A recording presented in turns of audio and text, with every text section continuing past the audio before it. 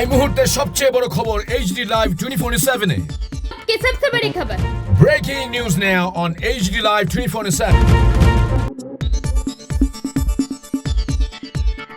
আপনারা দেখছেন AGT live 24/7। নরক তঙ্গ HD Live 24/7 মানুষ ছিলেন,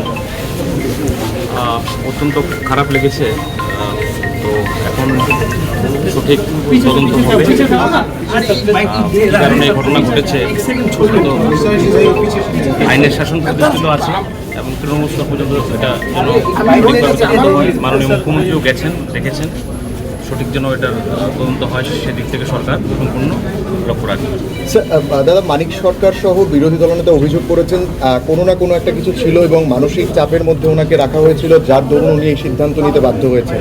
কিন্তু প্রশাসনিকভাবে অনেকটাই অব্যবস্থা চলছে রাজ্যে। কি বলবেন? জন্ম থেকে মৃত্যু এগুলো নিয়ে রাজনীতি করা তাদের কাজ, ইল মেন্টালিটির পরিচয়।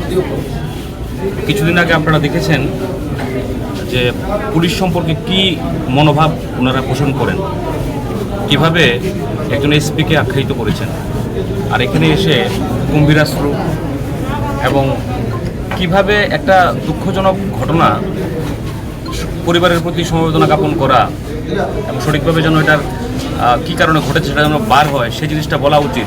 অনেক সিনিয়র পলিটিশিয়ান, কিন্তু তাদের তো একটাই জিনিস, মৃত্যুর মধ্যে রাজনীতি খোঁজা, জন্মের মধ্যে রাজনীতি খোঁজা। এটা ইল মেন্টালিটির পরিচয়।